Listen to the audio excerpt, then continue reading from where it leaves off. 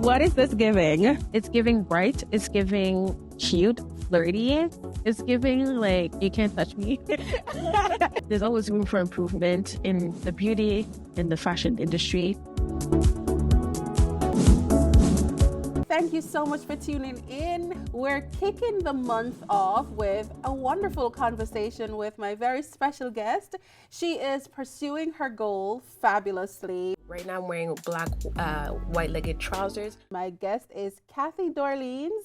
Kathy has been nominated for Fashion Influencer of Ottawa by Face Magazine. She's known in the digital space for her content creation and her unique fashion style.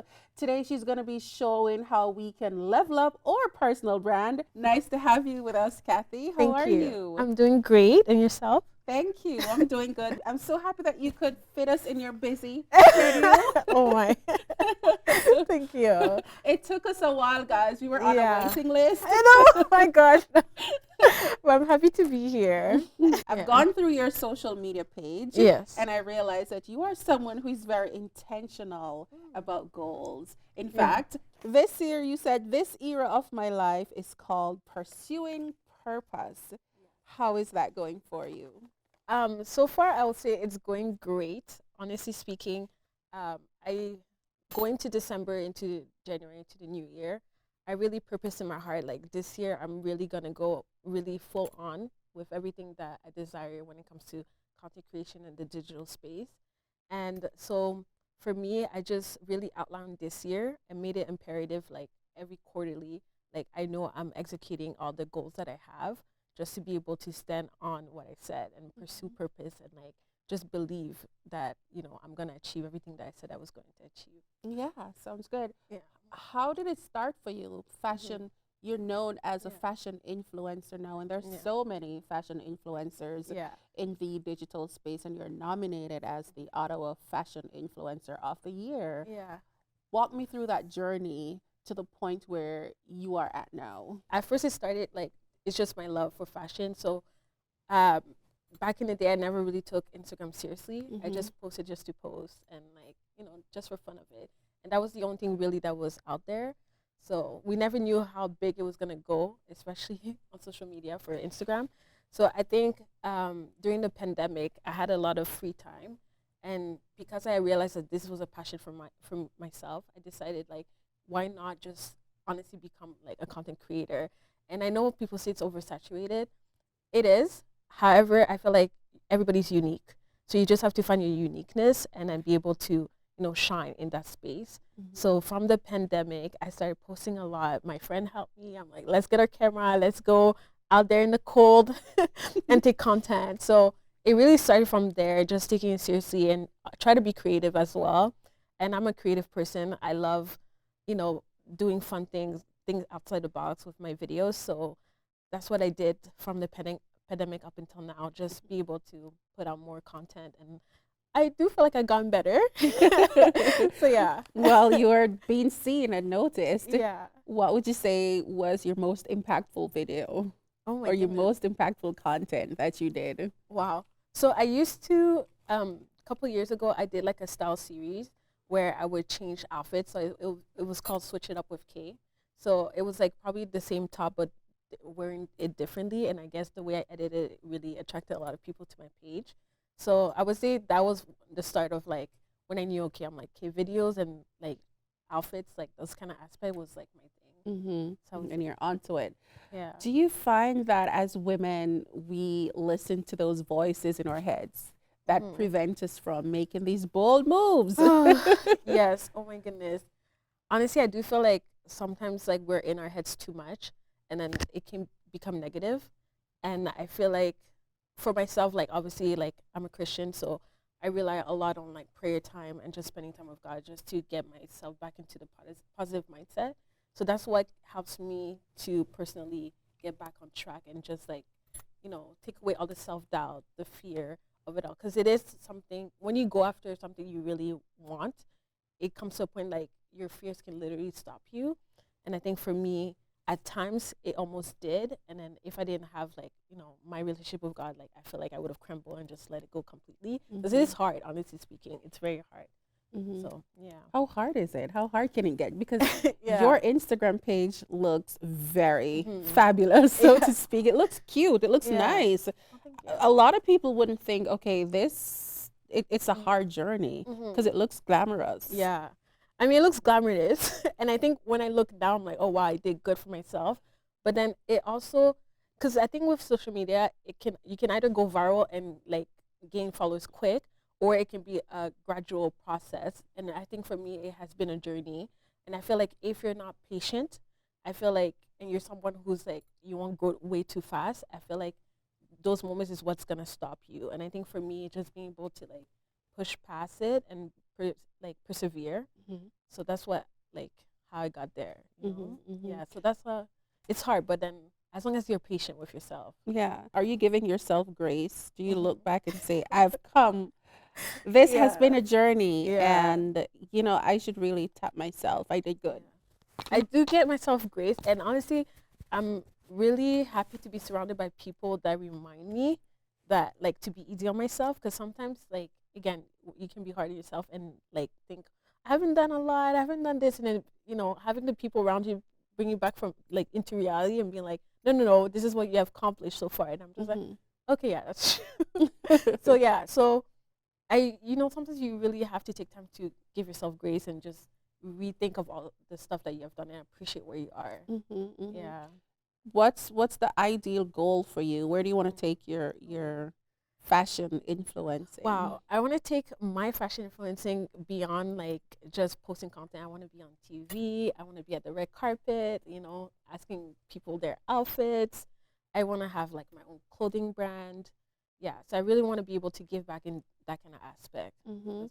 How important it is, do you think, or personal brand, how we look impacts how we show up in different spaces? It's really it's really important because at the end of the day, it's like first impression. So like for me, it's like wherever you go, I think whatever you do, you don't need to be the most like fabulous, like wearing the most expensive thing. Is as long as like you present yourself in such a way, whether it's confidence, dressing nice, well, to a certain extent, because you still have to look clean. Like you don't need to go all out, but at least as long as you look clean and you present yourself in such a way, I think it is important because first impression is something that lasts for forever in a sense. Were you always this confident? Wow. Honestly, if I think about it, I will say yes. I think honestly, because social media, like people can say things about you, like when I used to do YouTube, well, I still kind of do, just on pause right now, but like people comment on my teeth, like things like that, and I feel like if I wasn't confident, I feel like I would have stopped, honestly speaking. So I would say I am confident. Yeah, I would say so. Yeah. Of course. Look, so this is a very monochrome look. I love it. It's like a blue pastelish color. What advice would you give to women? Yeah. Women who have dreams, goals, and are just limited by fear or some internal conflict? Honestly, I would tell them to remember their why. Because at the end of the day, that's what's going to keep you the longevity of whatever you're doing. So whatever goal or dream that you have, always stand by your why, because nobody can take that away from you. So for me, it's like every time anything, like I can be going through a storm, but like at the end of the day, as long as I remember my why, my goal, my purpose and I have an eye focus on it, then I feel like nothing really matters, So I think anybody that's trying to pursue their goal, their dream, just remember your why you started, why you're doing this, and that's what's gonna keep you. Yeah. And growing up, how did the love for fashion start? Yeah. With you? I'll say it started with my aunt and my mom. My aunt, she had like a beauty pageant in Montreal. So as a young girl, I used to go there and just look behind the scene how all the girls are looking pretty and dressing well. So that like kind of gave me a glimpse of what fashion kind of was at that time. And then obviously my mom loves to look good, dress good all the time. So she really put it in me and my sister to like always look good and dress good wherever you go. So honestly, my mom and my aunt are like two main reasons why I love fashion so much. Honestly, this look is so cute, so chic. If you're trying to look, cute and sexy, but still, classy, this is the way to go. Pair any cute top with a pair of jeans. A lot of conversation is happening now about inspiring inclusion. Yeah. Do you think there's a lot of inclusion happening in the actual digital space for influencers? I think it has improved over the years for sure. It's getting better, the inclusion. I think there's always room for improvement in the beauty and the fashion industry to just include more Black content creators or even other race into the mix. I think, there's room for improvement. I think we've done a lot, but what can creators do? What can brands do? I think for me, when it comes to creators, it's like, how like your own should support you as much as anybody else. So I feel like sometimes, not the Black community don't always like support Black content creators. So I feel like that should be more of Black, people who are inspired by Black content creators, just supporting more their own, I would say, because that would help. Like post more of each other work. Yeah, type post of more, comment more, follow more, because it's so easy for other race to follow their own, and then like when it comes to like your own like Black community, I feel like there's a lack of follow. There's a lack of like you see it, you appreciate it, but it's not like as supported. I find, and then for sure in the beauty brand, like the brands itself, I feel like they should have more inclusion on inviting more Black content creators to their trips, to giving PR. Like it's being done, but just more of it, I would say. With social media, there is space for these types of conversation and what can be done to make it more impactful and meaningful all across. I think so. That is it from Shein that I got so far. Now I'm just gonna jump into my pretty little thing kind of outfits. All right. Based on my research, the influencer space is estimated to be billions in 2024. What should creators be doing at this point? I would say honestly, don't be too niche focused, because I feel like when you're too niche focused, like then I do find like you can miss other opportunities. So like for me, I know like I do a lot of fashion content, but I also try to tap into like the beauty and lifestyle, just because there's also a lot of money in those areas as well. So I would say be open and be able to like, be open, but stay true to yourself in whatever like area you're trying to explore in. But I wouldn't say too niche, just because like then it's kind of, you're putting a cap in yourself, I would say. Right, and we hear the stories all the time to be niche, like find your market, find your niche and go for it. But you're saying it has its pros and cons. I would say maybe start with it, like being niched if you would like, just to kind of see what people are interested in, and from there like try to brand up a little bit as you go. I would say. So you would be in the category of a micro influencer. What's the advantage of being a micro influencer? I love it because community, honestly, as a micro influencer, like, and I think that's why now brands are realizing those micro influencers are a bit more powerful than like macro, just because like people are really commenting and really engaging with your content more, I find. And I feel like also as a micro, you spend more time like building that relationship with the people that follow you. So I think that's the biggest advantage that there is. So if I have 1,000 followers, I am in the game. Honestly, because I feel like people who have like 1,000, 2,000, don't discount yourself, because at the end of the day, if you put good content out, quality content, then brands will still be attracted to that. So it doesn't. I wouldn't say it doesn't matter.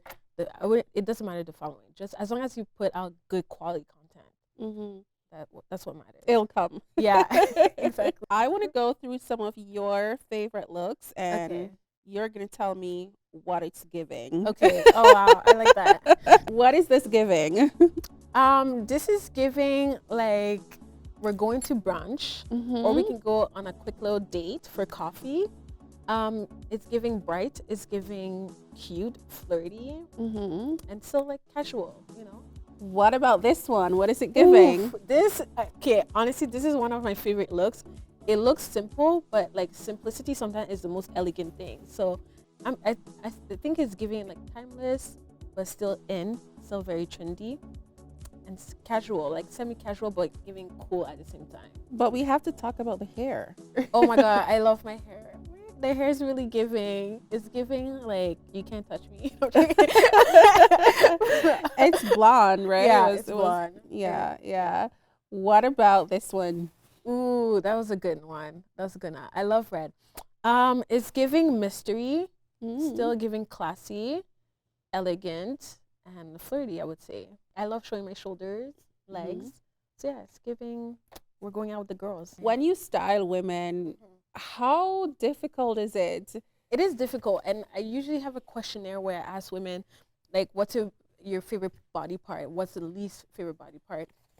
I like to know that question so I can basically, obviously, give them something that they like for their favorite body part and really accentuate that part.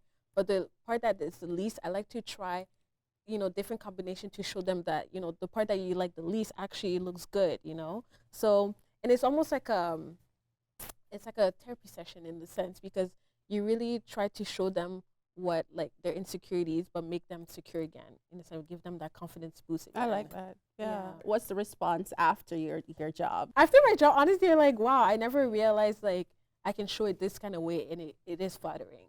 So a lot of the women really enjoyed that they were able to see a different side of it. Mm-hmm. Yeah. Do you think we're taking more time now in our personal brand as women in terms of trying to look? I think so. Elevate our brands. Yeah.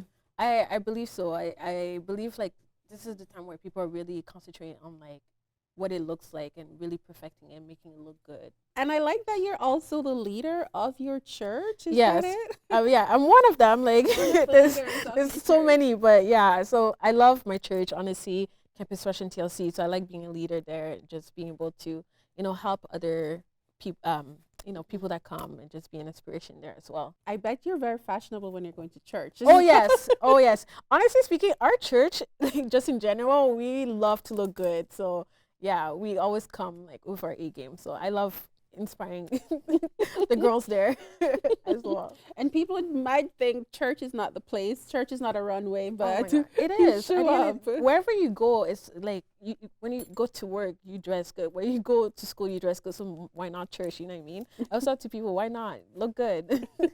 Show up and show out. Show up and show out. Perfect. I like it. Thank you so much, Kathy. It was a pleasure. And I wish you all the best on your influencer journey. I hope you win that award. I hope so too. I hope that you enjoy and you see the process of how we get this lookbook going. See you next week. Bye.